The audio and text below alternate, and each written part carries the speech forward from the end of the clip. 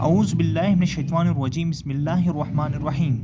सबसे पहले दुरूद शरीफ पढ़ें।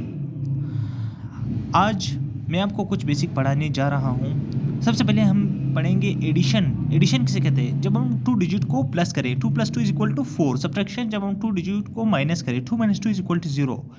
मल्टीप्लिकेशन जब हम 2 डिजिट्स को मल्टीप्लाई करें, इसे हम क्या कहेंगे? इसे मल्टीप्लिकेशन। इसमें हम 3 भी कर सकते हैं, 4 भी कर सकते हैं, लेकिन मैं आपको एग्जाम्पल दे रहा हूँ। 2 × 2 = 4।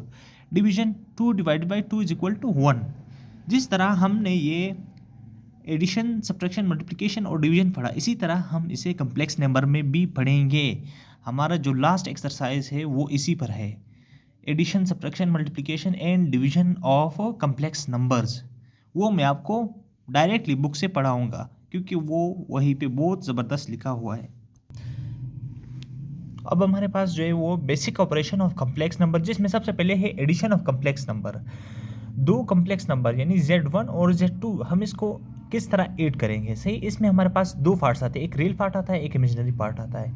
रियल पार्ट को आप रियल के साथ प्लस करना है, और जो इमेजिनरी पार्ट है उसको इमेजिनरी के साथ प्लस करना है। मिसाल के तौर पर A + B आयोटा। अब इसमें रियल पार्ट A है और B आयोटा हमारे पास इमेजिनरी है।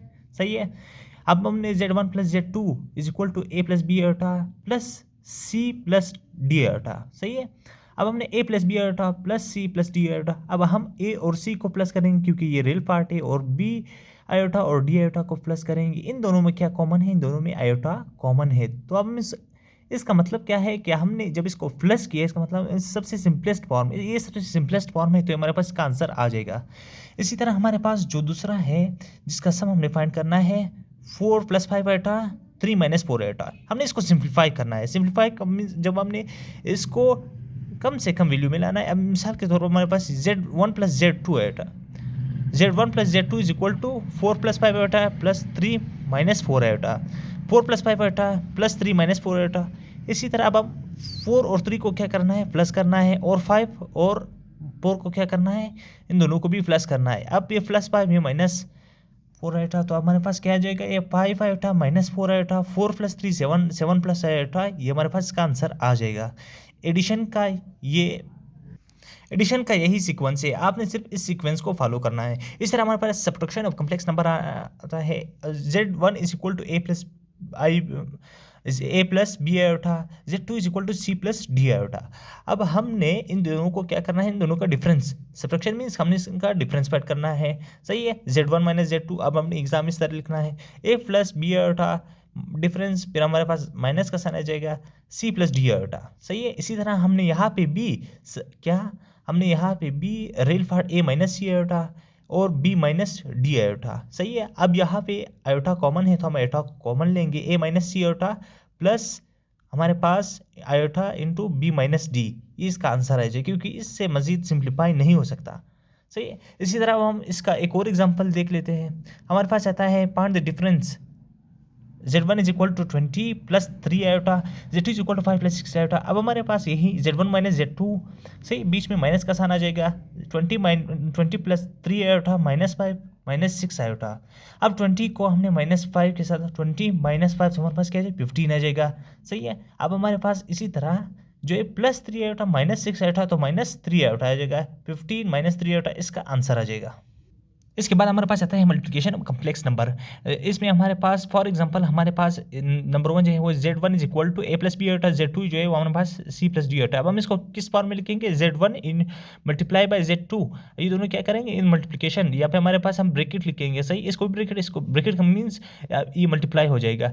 अब हमने किस तरह मल्टीप्लाई करना है? पहले इस पूरे टर्म को हमने इसके साथ मल्टीप्लाई करना है, A को इस C + D आयोटा के, फिर इस B आयोटा को ये C + D आयोटा के साथ मल्टीप्लाई। जब हम इसको मल्टीप्लाई करें तो हमारे पास AC + AD iota + BC iota + BD iota square. अब यहाँ पर हमारे पास आयोटा स्क्वायर किस चीज़ के बराबर है? -1। जहाँ भी आयोटा स्क्वायर आ जाएगा हम उसकी जगह -1 लिखेंगे।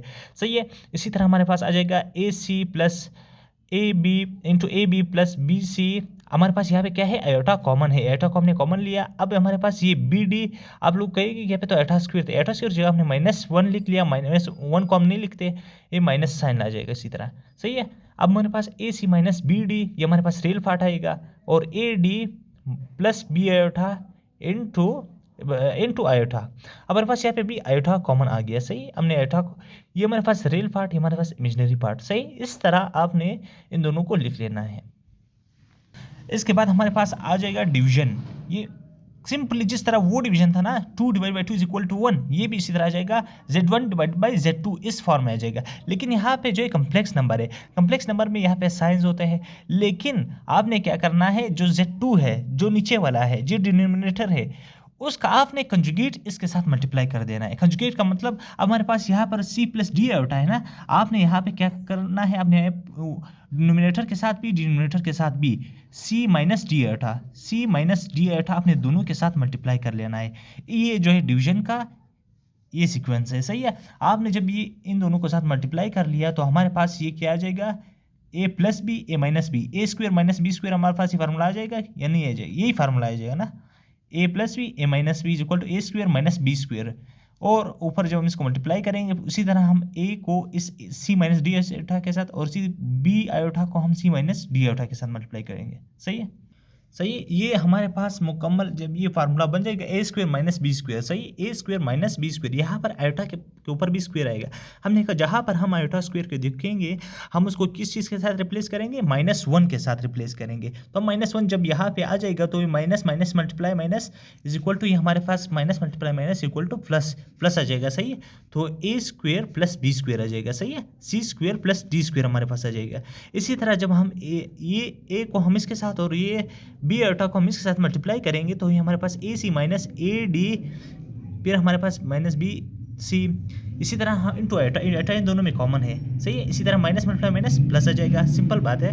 अब आपने ए सी माइनस और फिर इसी तरह ए डी, आपने इसको मजीद सिंप्लीफाई कर लेना है, सिंप्लीफिकेशन इसका ईजी है, सही है। A C plus B D आ जाएगा हमारे पास, और यहाँ पर minus A D minus B C आ जाएगा।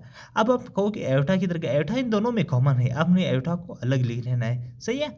अब आप Z1 डिवाइड बाई Z2 हमारे पास किस चीज़ के बराबर जाएगा, ए सी प्लस बी डी, हमारे पास इसी तरह जो है ये, इसी तरह हमारे पास C square plus D square minus A D minus B C, और इसी तरह divide by C square plus D square, सही है।